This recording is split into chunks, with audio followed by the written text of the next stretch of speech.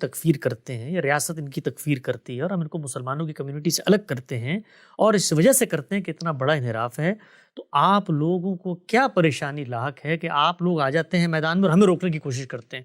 ہمیں جب آپ روکتے ہیں تو پھر ہم اس کا یہ نتیجہ کیوں نہ نکالیں کہ آپ لوگوں کے دل میں ان کے لیے کوئی نرمی ہے کہ وہ قرآن مجید کا حکم نامہ لے کر آئیے ہمارے پاس، جس میں مجھے اللہ تعالیٰ یہ کہے کہ تم نے اب وہ فیصلے کرنے ہیں جو پیغمبر کر کے گیا تھا۔ سلامتی ہے ان آنکھوں پہ جو ہدایت پہ نظریں جمائے بیٹھی ہیں، ان کانوں پہ جو ذکر خیر کے منتظر رہتے ہیں، اور ان قدموں پہ جو ہدایت کی راہ پہ گامزن ہیں۔ میرا یہ سوال آتا ہے کہ اگر یہ اتنا کفریہ عقیدہ ہے، یعنی کہ اتنے ہی یہ اسلام کے خلاف ہے، کفر ہے، اتنا خلاف ہے، تو پھر جو اس عقیدے کے ماننے والے ہیں کہ آپ صلی اللہ علیہ وسلم کے بعد نبی اور رسول ہیں، تو ان کو پھر جب اسلام سے نکال کے کافر قرار دیا جاتا ہے تو پھر سب سے بلند آواز آپ کی کیوں ہوتی ہے اس چیز کے خلاف؟ بہت اہم سوال ہے۔ دیکھیے، اس سوال پہ ذرا ٹھنڈے دل و دماغ سے ہم گفتگو کرتے ہیں۔ عام طور پر جس وقت ہم بتاتے ہیں احمدی حضرات ہوں یا اور بھی بہت سارے نقطہ نظر ہیں، اس وقت میں ان کو یہاں زیر بحث نہیں لے کر آتا، ورنہ بہت بڑے بڑے لوگوں کی عقیدتوں پر بہت ضربیں اور بڑی آنچیں آئیں گی، اس لیے کہ وہ لوگ ہیں کہ جن کو توحید کا ریپریزنٹیٹیو بنا کر بیان کیا جاتا ہے، اور ان کی عقائد کی اگر تحلیل کی جائے تو اس میں صریح شرک بھی ہے اور صریح کفر بھی ہے۔ اس پہ ہم انشاءاللہ الگ سے بات کریں گے، لیکن اس طبقے، اس کمیونٹی کے بارے میں بالخصوص لوگ ہمیں عام طور پہ یہ کہتے ہیں کہ جب ہم تکفیر کرتے ہیں یا ریاست ان کی تکفیر کرتی ہے اور ہم ان کو مسلمانوں کی کمیونٹی سے الگ کرتے ہیں اور اس وجہ سے کرتے ہیں کہ اتنا بڑا انحراف ہے، تو آپ لوگوں کو کیا پریشانی لاحق ہے کہ آپ لوگ آ جاتے ہیں میدان میں اور ہمیں روکنے کی کوشش کرتے ہیں؟ ہمیں جب آپ روکتے ہیں تو پھر ہم اس کا یہ نتیجہ کیوں نہ نکالیں کہ آپ لوگوں کے دل میں ان کے لیے کوئی نرمی ہے، یا آپ لوگوں کے دل میں ان کا جو انحراف ہے اس کی سنگینی اس قدر واضح نہیں ہے۔ تو میں بہت ہی ہمبل طالب علمانہ انداز میں بات کو سمجھیں، اس کے بعد اختلاف کرنا ہے اختلاف کریں، ہمارا پرابلم کیا ہے اس پرابلم کو میں آپ کو سمجھاتا ہوں۔ یہ تو واضح ہو گیا کہ یہ کھلا کفر ہے، اس میں کوئی انکار کی گنجائش ہی نہیں ہے۔ یہاں تک ہم نے کہہ دیا کہ کوئی اس تصور میں ادنا انحراف پیدا کرتا ہے تو حقیقت میں وہ ختم نبوت کا قائل ہی نہیں ہے۔ یہ سب کچھ ہو گیا۔ اس کے بعد ہمیں دو چیزیں دیکھنی ہیں۔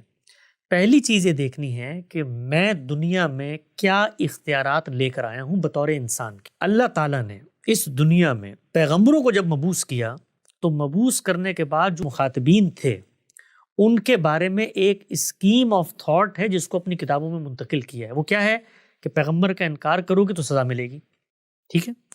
اب یہ ناگزیر تقاضا ہے کہ پیغمبر کے سامنے جو مجرمین ہیں ان کی تعین کی جائے، بتایا جائے کہ بھئی یہ مجرم ہے، انہوں نے انکار کیا ہے اور اب ان کے اوپر عذاب کا کوڑا برسے گا۔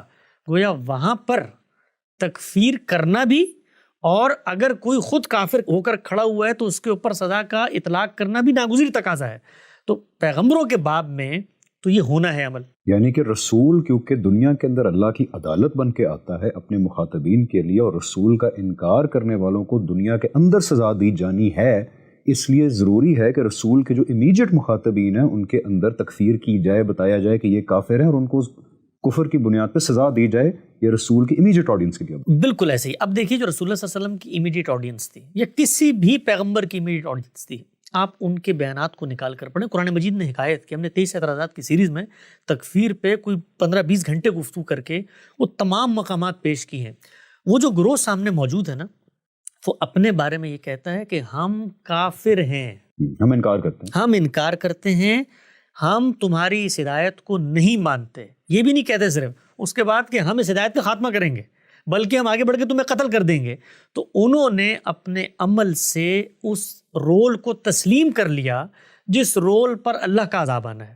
تو اب جو کام پیغمبر نے کرنا تھا، بتانا تھا نا، پیغمبر نے خود بتایا ہے کہ بھائی ان سے الگ ہو جاؤ، جعل اللہ رزق تحت ظل رمی، اللہ نے یہ میرا رزق تلوار کے سائے میں رکھ دیا، ان کو ماروں گا، مال فے ملے گا اور اس سے زندگی کا گزر بسر ہوگا۔ وجعل الصغار علی من خالف امری، ذلت اور محرومی اور محکومی ہے اس نے میری مخالفت کی۔ من تشبہ بقوم فہو منہ، ان کی شباہت بھی اختیار کی، انہی میں سے ہو گئے، وحشر معہم۔ جس طرح حضرت نوح علیہ السلام کا انکار کرنے والوں پہ اللہ کا فلڈ کے تھرو عذاب آیا تھا، نیچرل ڈیزاسٹرز آئے تھے، اس طرح حضور اکرم صلی اللہ علیہ وسلم کا جنہوں نے انکار کیا تھا سورہ توبہ میں اعلان کیا گیا کہ ان کے اوپر اللہ کا عذاب جو ہے وہ صحابہ کی تلواروں سے ہے۔ اب دیکھیں، نوح علیہ السلام کے جو مخاطبین ہیں، آپ نے قرآن مجید میں ان کے بیانات پڑھے ہوں گے، کیا وہ یہ کہہ رہے ہیں نوح علیہ السلام کو کہ جی میں تو آپ کو پیغمبر مانتا ہوں، اور آپ کو پیغمبر ماننے کے بعد، اپنے آپ کو مسلمان کہنے کے بعد، میرا آپ سے کچھ اختلاف ہے نبوت کے تصور پر، کیا وہ یہ کہہ رہے ہیں؟ رسول اللہ صلی اللہ علیہ وسلم کے مخاطبین یہ کہہ رہے ہیں؟ آپ صلی اللہ علیہ وسلم کے سامنے جو مشرکین عرب موجود ہیں کیا وہ یہ کہہ رہے ہیں؟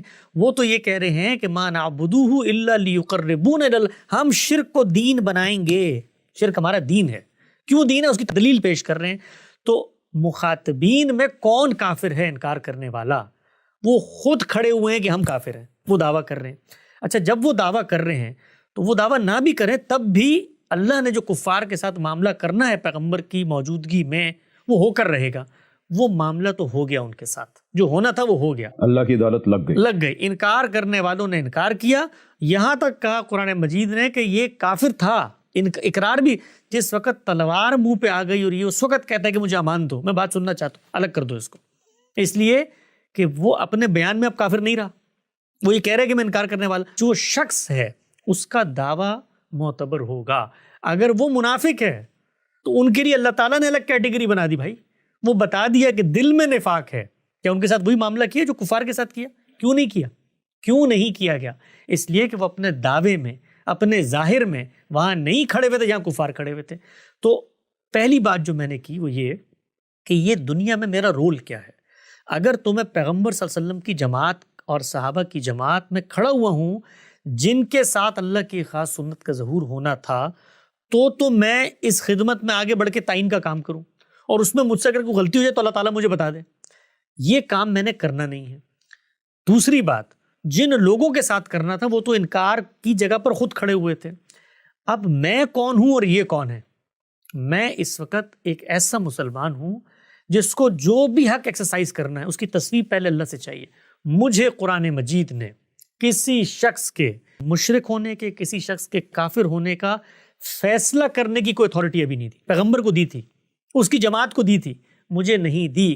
تو ہمیں سب سے پہلے جو سوال پیدا ہوتا ہے وہ یہ کہ وہ قرآن مجید کا حکم نامہ لے کر آئیے ہمارے پاس، جس میں مجھے اللہ تعالیٰ یہ کہے کہ تم نے اب وہ فیصلے کرنے ہیں جو پیغمبر کر کے گیا تھا۔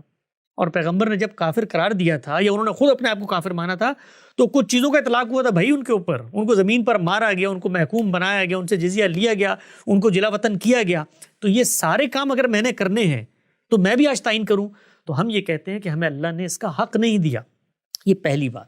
دوسری چیز، جو سامنے گروہ موجود ہے وہ اپنے بارے میں کیا کہتا ہے، میں نے اس کے ساتھ کچھ تو معاملہ کرنا ہے نا، نکاح بھی کرنا ہے، شادیاں بھی کرنی ہے، معاملات بھی کرنے ہیں۔ اگر ریاست میں ہے تو اس کے بارے میں یہ بھی سوچنا ہے کہ بھئی یہ کیا ہے، تو میں اس سے پوچھوں گا جا کر وہ کیا ہے، وہ کیا کہتا ہے اپنے بارے میں۔ وہ کہتا ہے میں مسلمان ہوں، میں اللہ کو مانتا ہوں، میں رسول کو مانتا ہوں، میں ختم نبوت پر ایمان رکھتا ہوں، اور میں اس سے آگے بڑھ کے تمہاری فقہ حنفی کو بھی مانتا ہوں، میں مسلمان ہوں۔ میں کہتا ہوں اچھا آپ ختم نبوت کو مانتے ہیں تو آپ اس کے بعد مرزا صاحب کو ذلی بروزی اور تابع نبی کیوں قرار دے رہے ہیں؟ تو وہ یہ کہتا ہے کہ جی یہ میں اس لیے قرار دے رہا ہوں کہ ختم نبوت کی جو آیت تھی اس کا میرے نزدیک مفہوم یہ ہے، تعویل کرتا ہے، یا رسول اللہ صلی اللہ علیہ وسلم کی جو حدیث تھی اس کا میرے نزدیک مفہوم یہ ہے، تو میں اس کو آگے بڑھ کے کہوں گا کہ جو مفہوم آپ بیان کر رہے ہیں یہ کھلا کفر ہے، جو مفہوم آپ وحدت الوجود کے بارے میں بیان کر رہے ہیں یہ کھلا شرک ہے۔ میں شرک کو شرک کہوں گا، کفر کو کفر کہوں گا۔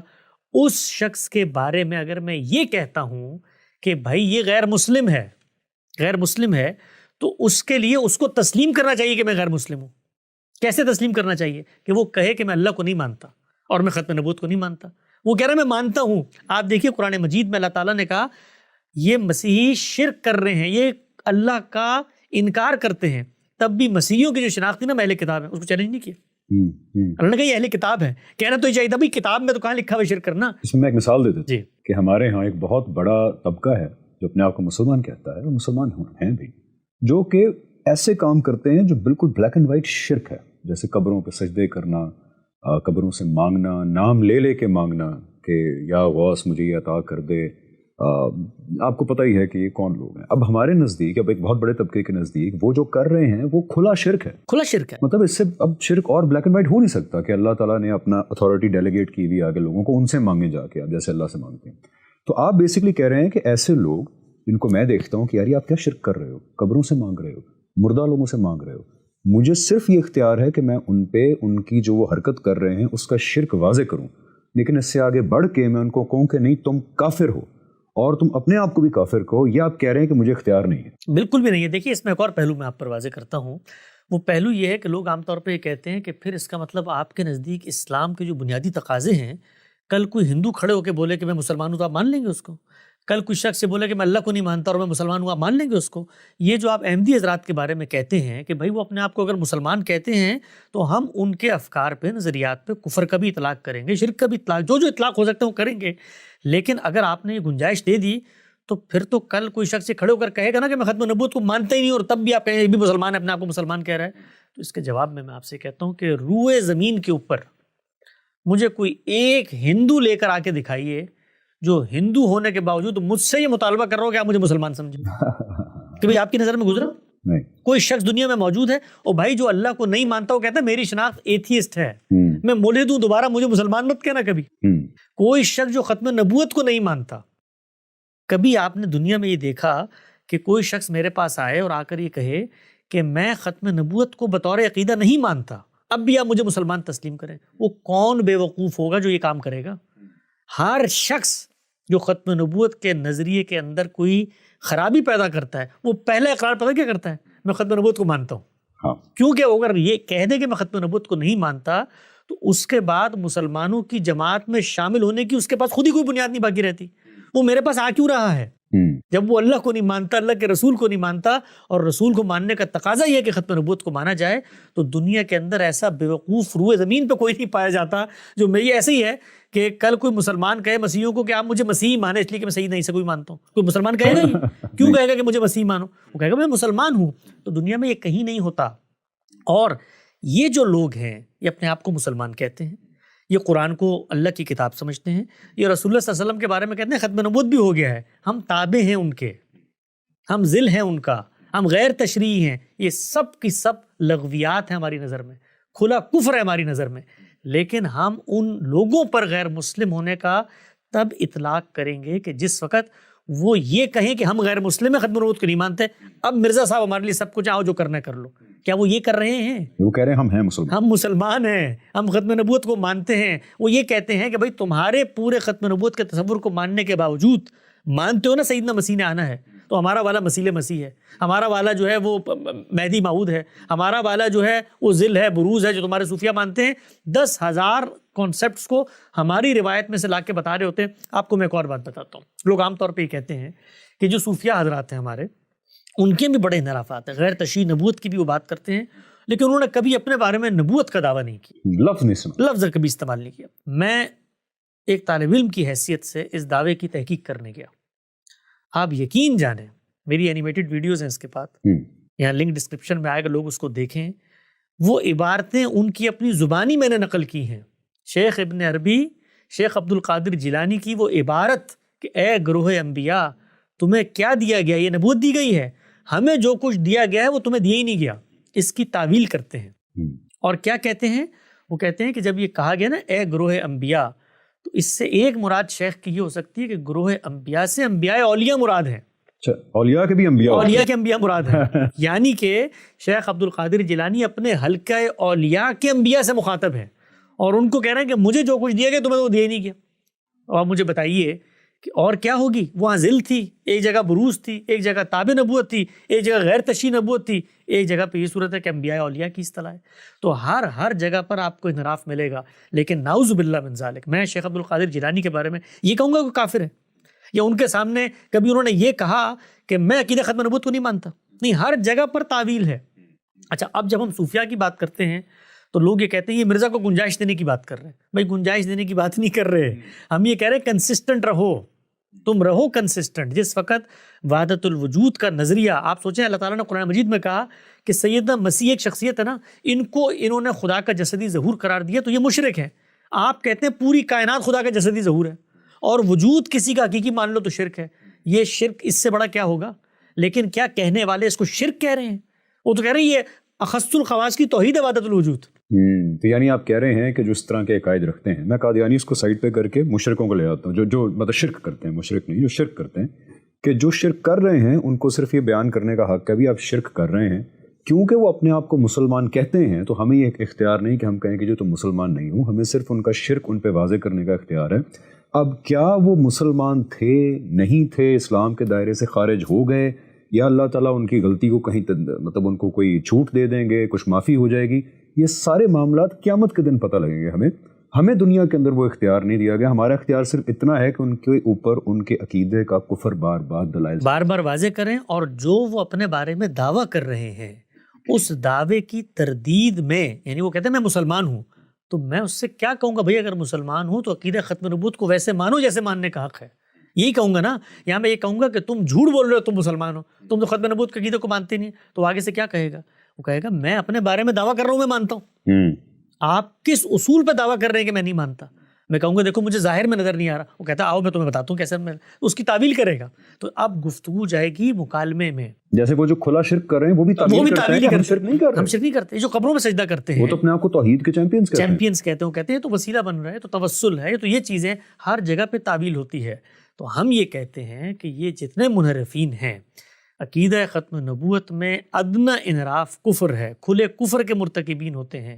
اپنے بارے میں کیا کہتے ہیں کہ ہم کفر کر رہے ہیں, جب وہ کہتے ہیں کہ ہم کفر نہیں کر رہے تو اب ہم نے ان سے مکالمہ کر کے ان کو دعوت دینی ہے, ان کو یہ بتانا ہے, آپ نے حکم ہی لگانا ہے نا جو اللہ نے آپ کو نہیں اختیار دیا.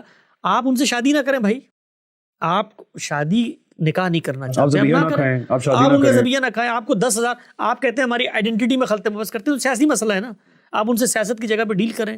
لیکن میں جب اس سے یہ مطالبہ کرتا ہوں کہ تم اپنے آپ کو غیر مسلم کہو, یہ بالکل ایسے ہی. آپ ذرا تصور کریں, لوگ عام طور پہ سمجھتے نہیں ہیں, دیوبندیوں کو, ہمارے جو دیوبندی علماء ہیں ان کے اوپر سب سے پہلے جو تکفیر کی گئی ہے بر صغیر میں وہ بریلوی اکابر علماء کی جانب سے کی گئی ہے, اور وہ کیا ہے کہ یہ گستاخ رسول ہے.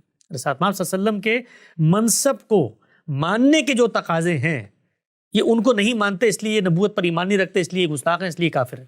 ٹھیک ہے, پوری کتابیں لکھی گئی ہیں اس پہ, اور اس تکفیر کے فتوے کو بڑے بڑے لوگوں نے عالم عرب تک پہنچایا کہ ان کی تکفیر ہے, کر دی. آپ اس کے بعد ایک اور مطالبہ کر رہے ہیں, علماء دیوبند کو یہ کہہ رہے ہیں کہ یہ جو ہم نے تمہارے بارے میں تکفیر کا فیصلہ ہے تم بھی مانو گے, تم کافر ہو, مانو اس کو, مانو تم. وہ تو المحنت اور المفنت لکھ کے بتا رہے ہیں کہ بھائی کیا بیوقوفی کی بات کر رہے ہو کہ ہم کافر ہیں, ہم تو مسلمان ہیں. وہ کہتے ہیں مسلمان ہو تو ہماری نظر میں تو تم شرک کرتے ہو, ہماری نظر میں تو کفر کرتے ہو. یہی کام بریلوی کرتے ہیں, نہیں کرتے ہیں بھائی. پیغمبری یا رسالت تو سیکنڈری معاملہ ہے نا, شرک پرائمری معاملہ ہے. پرائمری معاملے کے اندر جب آپ تعویلیں کر رہے ہوتے ہیں تو آپ ان کی شناخت کے اوپر کبھی حکم نہیں لگاتے. تو اس وجہ سے ہم لوگ یہ کہتے ہیں کہ اس گروہ کو کچھ کہنا ہے تو جا کر کہو کہ تم عقیدہ ختم نبوت کو حقیقت میں نہیں, وہی بات کہو جو قرآن مجید نے کہی ہے, وما ہم بمؤمنین, تم ختم نبوت کے عقیدے کو نہیں مانتے, کہو جا کر آپ, کوئی مسئلہ نہیں. لیکن آپ کہیں تم غیر مسلم ہو, تو وہ کہے گا میں مسلمان ہونے کا دعویٰ کر رہا ہوں, تم میرے بارے میں کیسے حکم لگا سکتے ہو؟ نہیں لگا سکتے. یہ حکم لگانے کا اختیار ہمیں اللہ نے نہیں دیا. حکم لگانے کے لیے جو احوال کی مطابقت ہے خارج میں وہ بندے کا بیان ہے, اس کے بارے میں نفی کی جگہ پر نہیں کھڑا ہو سکتا. جس جگہ پر کھڑا ہو سکتا ہوں وہ اس کا عمل ہے. عمل کفر پہ مبنی ہوگا, کفر کہیں گے. آپ کو پتہ ہے علامہ اقبال نے اپنے خطبات میں, اصل میں جب اپنے بزرگوں کی بات آتی ہے تو اس وقت تعویلوں کے ایسے پہاڑ کھلنا شروع ہو جاتے ہیں. جس وقت ہم نے تصوف کے اوپر بات کرنی شروع کی, آپ یقین جانیں لوگوں نے کتابیں لکھی اور ایسی تعویلات کی کہ یہ جو وہ یہ کہہ رہے ہیں یہ اصل میں ان کے فریم آف ریفرنس میں جا کر دیکھے تو اس سے تو اس کی یہ مراد ہے. وہ بھائی قرآن کی روشنی میں کیا مراد ہے؟ کیا قرآن یہ امکانات پیدا کرتا ہے تشریح غیر تشریح نبوت کے؟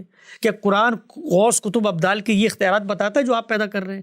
کیا قرآن یہ بتاتا ہے کہ پیغمبر کے بعد کائنات کی زمام لوگوں کو دے دی جائے گی؟ اچھا ان کو ایک طرف کریں. یہ شیعہ حضرات کیا کرتے ہیں, یعنی پیغمبر صلی اللہ علیہ وسلم کے بعد وہ کہتے ہیں کہ قیامت تک اللہ تعالیٰ نے ریاست کا حکمران کیا ہوگا اس کا فیصلہ کر دیا, اور وہ معصوم عن الخطا ہے. یعنی پیغمبر کے منصب کے بعد ایک پورا منصب تخلیق کر دیا, اور کہتے ہیں باقی صحابہ نے اس فیصلے کو تسلیم نہیں کیا. کتنا بڑا حکم لگایا جائے. یہ ختم نبوت کا انکار ہے کہ نہیں حقیقت میں؟ بھئی اللہ کا پیغمبر جب چلا گیا معاملہ ختم ہو گیا, آپ ہی دعویٰ کر رہے ہیں, پھر ہمارے صوفیہ دعویٰ کرتے ہیں, پھر ہمارے یہاں بڑے بڑے فلاسفر دعویٰ کرتے ہیں. آخرت کو آپ مانیں گے تو اس کے کچھ تقاضے پیدا ہوں گے نا. علامہ اقبال کہتے ہیں یہ دنیا ہی آخرت ہے, یہی احوال ہے, یہی جنت جہنم ہوگا. تو قرآن کا تو انکار ہو گیا.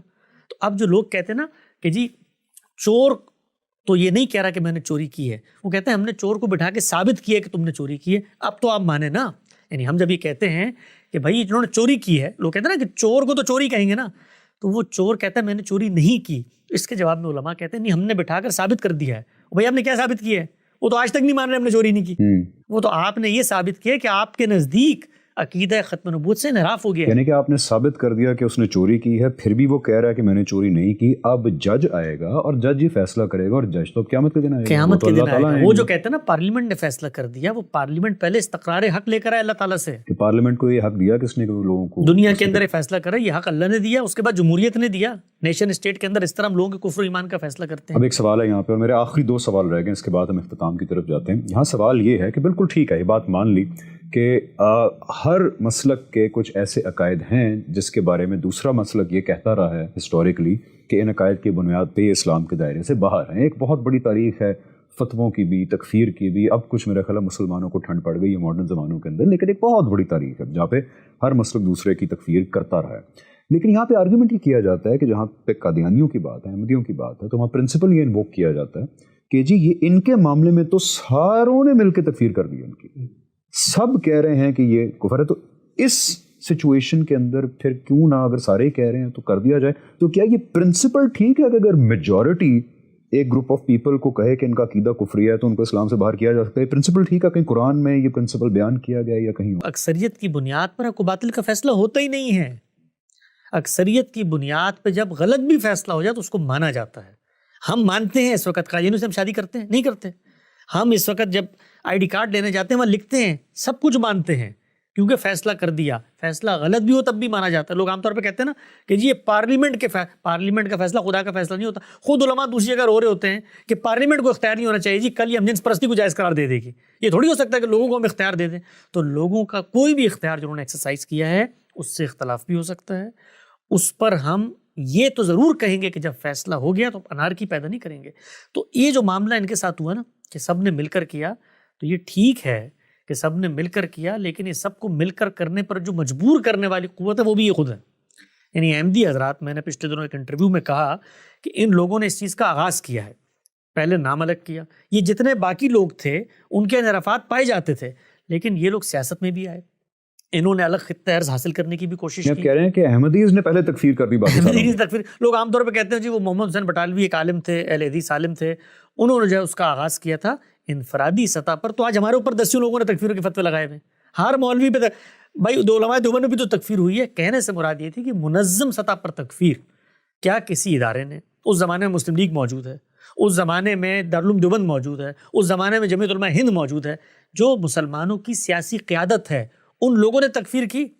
ایک شخص نے اٹھ کر فتوے کا آغاز کیا، اس نے لوگوں سے دستخط لے لیے۔ علماء شروع میں ان کے بارے میں یہی رائے رکھتے تھے کہ یار یہ تصوف ہے، یہ کچھ ہندو فلسفہ مل گیا ہے، کچھ اس طرح سے ابن عربی کی چیزیں ہیں، یہ ملا جلا کے ایک شخص جو ہے اس طرح کے انحرافات کر رہا ہے، اس کو اگنور کیا جائے۔ لیکن ان لوگوں نے آگے بڑھ کر نہ صرف یہ کہ اس چیز کو کہ جی عقیدہ ختم نبوت میں انحراف پیدا ہو گیا، کچھ زائد معاملات شروع کر دیے، جس وجہ سے کہتے ہیں نا، علامہ اقبال نے بھی کہا کہ رسول اللہ کو ان کی گدی سے اتاری خود بیٹھنا چاہتے ہیں۔ یعنی اپنی بیگمات کو ازواج مطہرات کا نام دینا شروع کر دیا، اپنے ساتھیوں کو صحابہ کرام کہنا شروع، یعنی وہ تابع نبوت بھی نہیں رہی، ذرا اس سے 2-4 کلومیٹر آگے بڑھنے کی کوشش کی۔ پھر اس کے بعد سلطنت کا حصول، اور آگے بڑھ کر یہاں تک کہہ دیا کہ جو ہماری وہی جو مجھ پر آئی اس کو نہیں مانتا۔ مرزا بشیر الدین محمود کی میں نے کتاب کے اقتباسات پیش کی تھے، آج تک کوئی تعویل نہیں کی احمدیوں نے، اس کی کوئی تعویل نہیں کر سکے۔ وہ لوگ کہہ رہے ہیں اس وقت کہ جی یہ تو وہ یہ بات کر رہے ہیں جو فقہ کے اندر آتی ہے، کفر دون الکفر، مطلب آپ مسلمان ہوتے ہوئے کسی کفر کا ارتکاب کر دیں تو وہ اتنا بڑا کفر نہیں ہے کہ آپ دائرہ اسلام سے خارج۔ یہ نہیں کہہ رہے میرے صاحب بشیر الدین محمود، وہ اپنی کتاب آئینہ صداقت میں یہ کہہ رہے ہیں کہ یہ وہی کا انکار ہے، یہ وہی کے انکار والا کفر ہے، یہ فقہ کا وہ کفر دون کفر نہیں ہے۔ تو انہوں نے اس کا آغاز کیا، اس کے بعد مسلمانوں نے ایک جذباتی سیاسی رد عمل دکھایا۔ ہمارا اس کے بارے میں موقف یہ ہے کہ ایک شخص بیوقوفی کرے، ایک گروہ بیوقوفی کرے تو جواب میں ہمیں بیوقوفی نہیں کرنی چاہیے، پہلی بات۔ دوسری بات، اس کا حق ہمیں دین نے نہیں دیا۔ یہ پرنسپل کہیں بیان نہیں ہوا کہ میجورٹی اگر کسی کو کافر کہے تو اس کو اسلام سے نکالا جا سکتا ہے، کہیں ایز اے میکنزم بیان کیا گیا قرآن میں؟ جو میکنزم کے طور پہ بیان ہوا ہے وہ یہ ہے کہ کسی کلمہ گو کی تکفیر نہیں ہوگی، کسی قبلہ رو کی تکفیر نہیں ہوگی، کسی مسلمان جو اپنے بارے میں مسلمان ہونے کا دعویٰ کر رہا ہے، رسول اللہ صلی اللہ علیہ وسلم نے فرمایا اگر تم اس کی تکفیر کرو گے تو اللہ کی نظر میں تم کافر ہو جاؤ گے۔ سب چیزیں اس کے الٹ بیان کی گئی ہیں۔ تو اس وجہ سے ہم لوگ یہ کہتے ہیں کہ ان لوگوں کو دعوت دیں، اور یہ جو عقیدہ ختم نبوت ہے بھائی، یہ کوئی دین کے فہم کی چیز نہیں ہے کہ اس میں امت کے اندر یہ تو قرآن کی قطعی نصوص سے ایک چیز ثابت ہے۔ ان کو دعوت دیں، ان کی نئی نسلوں کو قریب کریں. یہ جو مظلومیت کا طوق ہوتا ہے نا، اس کے بعد دل اور دماغ بند ہو جاتے ہیں. وہ یہ سمجھتے ہیں کہ ان لوگوں کے پاس ہمارے دعووں کا جواب نہیں ہے، اس لیے کہ ہمارے گھروں کو مسجدوں کو آگ لگاتے ہیں. تو ہم یہ کہتے ہیں ان کو دعوت دیں. ایک گاؤں سے اٹھنے والی تحریک تھی، ماضی میں بھی ایسی تحریکیں اٹھیں، لیکن امت عقیدہ ختم نبوت کے دفاع میں متحد کھڑی ہوئی ہے، آج بھی کھڑی ہوئی ہے اکثریت. تو اکثریت کو دعوت دینے کا کام کرنا چاہیے بجائے فتویٰ لگانے. بالکل ٹھیک ہے حسن بھائی. آخر میں ایک اور چیز پوچھوں گا، لیکن اس سے پہلے دو باتیں کی سمری میں بیان کروں گا کہ آئی تھنک یہ بات بہت حد تک واضح ہو گئی کہ ہمیں لوگوں کے کفر ان پہ واضح کرنے کی اجازت ہے. اگر ہمیں لگے کہ کوئی شرک کر رہا ہے یا ختم نبوت کا قائل نہیں ہے، تو ہمیں اس کا جو بلیف ہے، اس کی غلطی اس پہ واضح کرنے کا اختیار ہے، اس کو اسلام سے نکالنے کا اختیار نہیں ہے. یہ اب قیامت کے دن ہی اس بات کا فیصلہ ہوگا کہ کون مسلمان تھا اور کون اسلام کے دائرے سے نکل گیا تھا. اور دوسری یہ چیز کہ یہ پرنسپل اصولاً غلط ہے کہ اگر میجورٹی جو ہے کسی کو کہے کہ جی یہ کفریہ عقیدہ ہے تو اس کو اسلام سے باہر نکال دینا چاہیے، کیونکہ اگر یہ پرنسپل مان لیا جائے میجورٹی کا تو پھر حسن بھائی اس بارے میں کامنٹ کیجیے گا، پھر ہر انسان کو اختیار نہیں ہونا چاہیے کہ وہ دوسرے مسلکوں کے بارے میں کنسنسس پیدا کرنے کی کوشش کرے کہ یہ کافر ہیں. جیسے فار ایگزامپل سپاہی صحابہ، پھر ان کو یہ حق نہیں تھا کہ وہ پورے ملک کی سطح پہ کنسنسس پیدا کرنے کی کوشش کریں کہ اہل تشیع جو ہیں وہ نہیں. کافر وہ ہیں. اس کے بعد تو فتنے کی بنیاد پڑ جائے گی. ہر فرقہ یہ کرے گا، اس کے بعد مطالبات کرے گا. اس کے بعد ابھی آپ دیکھیں نا چیف جسٹس کو جو خط لکھا ہے علماء نے، اس میں لکھا ہے صرف یہ نہیں کہ ابھی تکفیر ہو گئی ان کی، یہ ٹوپیاں ایسی نہیں پہنیں گے، یہ نام ایسے نہیں لکھیں گے، یہ کام نہیں کر سکتے. تو پرسیکیوشن کا ایک ٹرکل ڈاؤن ایفیکٹ ہوگا. اور شیعہ حضرات کے بارے میں ہم لوگ بڑے نرمی سے بات کر لیتے ہیں. بھائی ذرا کبھی نقشے میں دیکھیں، اس وقت کروڑوں کی تعداد میں دنیا میں شیعہ موجود ہیں. امت دو دھاروں میں تقسیم ہے. اور شیعہ یہ کہتے ہیں کہ نظریہ امامت کو آپ نہیں مانتے، دین کی بنیاد ہے ان کے نزدیک یہ.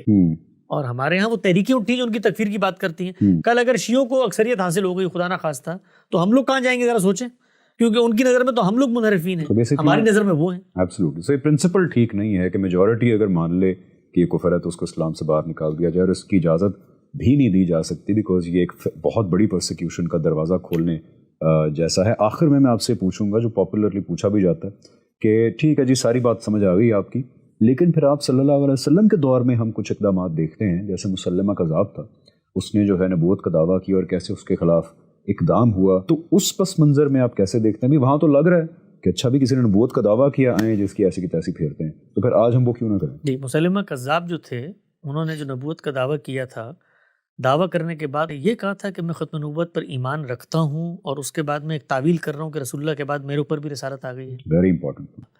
اس شخص نے تو یہ کہا رسول اللہ کی موجودگی میں کہ اس نبوت میں مجھے بھی شریک کر لو، گویا میں بھی آپ کے ساتھ نبوت کا ایک جوائنٹ وینچر شروع کرتے ہیں.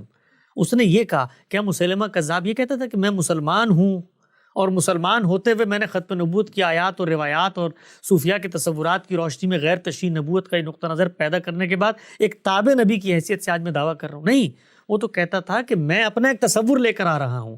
تو پہلی بات جو مماثلت پیدا کی جا رہی ہے مسلمہ کذاب سے اور مسلمانوں کے ان گروہوں سے، صرف احمدیوں کو مت شامل کریں نا، مسلمانوں کے ان گروہوں سے جن کے ہاں شرک یا کفر پایا جاتا ہے، تو ان دونوں کی موافقت پیدا نہیں ہوتی کہ اس لیے مسلمہ کذاب مسلمان بن کے نہیں کھڑا ہوتا. یہ پہلی بات. دوسری بات یہ ہے کہ سیدنا ابوبکر کے زمانے میں جس وقت اس کا خاتمہ کیا گیا، تو یہ بات ذہن میں رکھیں کہ مسلمہ کذاب کوئی نبوت کا دعویٰ نہ کرتا اور پرسکون انداز میں عرب میں بیٹھ کر گھر کے اندر اپنی مالا جبرا ہوتا، تب بھی اس کا یہی انجام ہونا تو جو ہوا.